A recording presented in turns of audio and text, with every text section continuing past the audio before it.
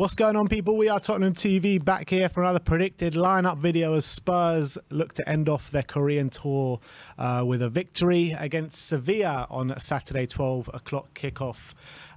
It's going to be an interesting one. Eric Lamela will face Tottenham for the first time since leaving the club.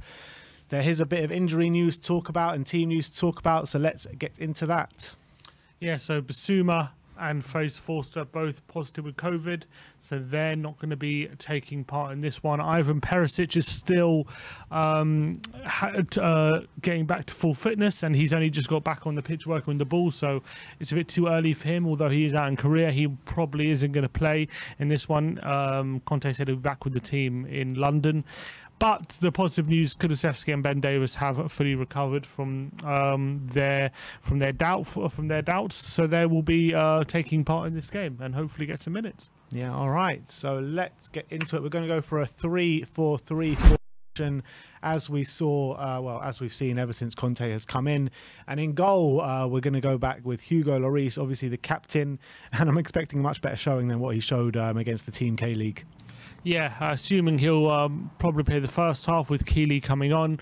Lloris did play the second half against the K-League. With Forster being out, I'm assuming Lloris maybe wouldn't have played in this game, but yes, he's going to play this time, so we're expecting him to start.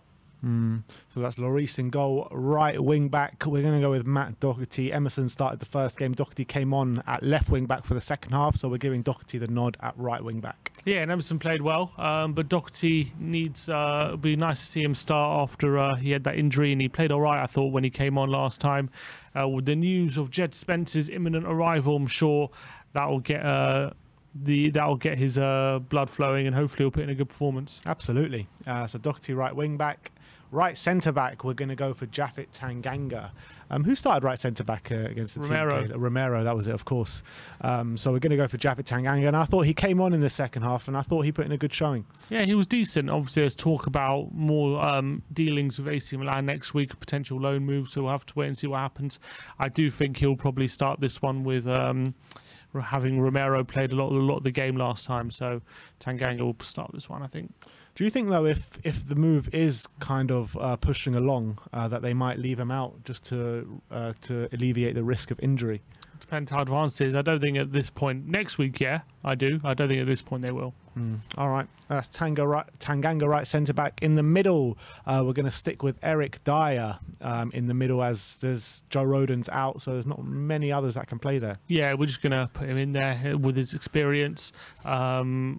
Even though he played a lot of the game last time, he's one who's a lot is expected of him in terms of game time this season. He's going to be our main centre-back, so don't no worries about his leadership being in there for more game time. Absolutely.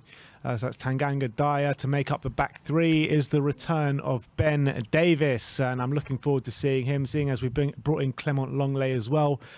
He's going to want to put on a good show. Yeah, and I'm hoping Longley as well, even though Davies was brilliant, I thought, last season, maybe the presence of Longley will make him raise his game even more, which I'm excited about the prospect of. So looking forward to seeing Davies back. And then to make up that back five, we're going to put Ryan Sessegnon at left wing back. Obviously, Perisic unable to play this one, which is unfortunate. I'm really looking forward to seeing Perisic, by the way. But Sessegnon, I think that he played okay in the first game, but I'd like to see a better performance from Sess. And obviously, Reguilon being left at home, no chance he plays any part in this one. Yeah, Sessegnon is look, it's a big season for him now. He's had time in and out of the team, and finally he's getting the minutes he deserves last season, and he had some really good moments, but he needs to show it on a consistent basis now, and he's going to be battling with a very hard competitor, Ivan Perisic, so he needs to start being a lot more effective in the final third, but I'm sure he can do it.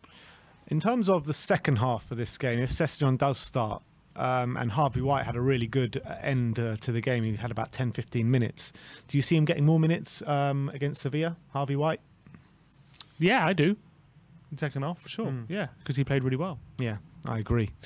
So let's run through that back line with you one more time, guys. It's Hugo Lloris in goal, Tanganga, Dyer and Davies to make that up at the At back three, Sessegnon on the left, Doherty on the right. And let's move on to the midfield now. And the first midfielder we're going to be talking about is Pierre Emojier. Came on at half time. It wasn't really the all-action displays we're used to seeing from Højbjerg, but he did bring extra energy and calm to the midfield last week. Yeah, it's a shame because Basuma definitely would have played in this one, but he's missing through COVID. So Højbjerg, I think, comes in, and having played 45 minutes last time, we're going to give him a start on this one. And I think he's also in for a very important season for him, because I think he really improved massively in the latter part of the season, and let's hope he takes that form into next season. Yeah, and his midfield partner, we're looking like it's going to be Ollie Skip. Ollie Skip put in a really strong showing in that first half. All action display, what we've been accustomed to seeing over the past year with Skippy. So more of the same, please. Yeah, he was brilliant. Like he never left. I thought he put in a brilliant display, and I'm expecting, he went off at half time, so I'm expecting a start from him because he needs as much game time as possible after coming back from injury. So I'm going with another start for Skippy. Yeah, so that's Højbjerg and Skippy in the midfield. Right hand side of the attack, Kulusevski is back, but we are giving the nod to Richarlison. I thought he was all right, showed a lot of energy in the first game, and this time he's going to be starting off the right hand side. Yeah, we think so. With Kane and Son coming off the bench, we think they're both going to start in this one. So I think Kulusevski, having had a bit of a knock, and Richarlison being a new signing and looking to get to grips with how Conte wants to play him, we think he's going to have another start, and Kulusevski will come on second half. Looking forward to see what he does on the right-hand side if he does start there. Absolutely. And then up top, we're going to look at Harry Kane. No more words needs to be said on that one, does it? Yeah, brilliant cameo against the K-League, and let's hope he goes strength to strength. One of the best players in form-wise in Europe right now. So looking forward to seeing Kane again. And to make up that final 11, we're going to put Heung-min Son on the left. Obviously, everyone's dying to see him out in Korea. Didn't get a start in the last game, but was brought on a minute or two into the second half to get that standing ovation and applause that he deserves. But we're giving the nod to him to start in this game. Yeah, and I'm assuming this time he'll get the ovation by taking him off.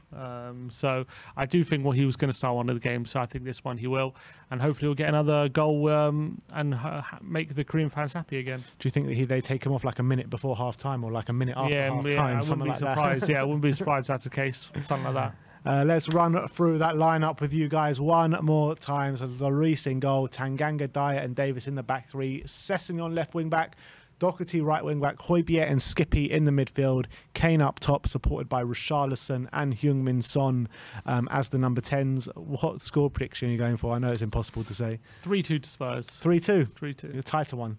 Yeah, a bit tighter. I think Sevilla come with their own quality, but I think we should have the firepower to see it through. Eric Lamela going to get on the score sheet.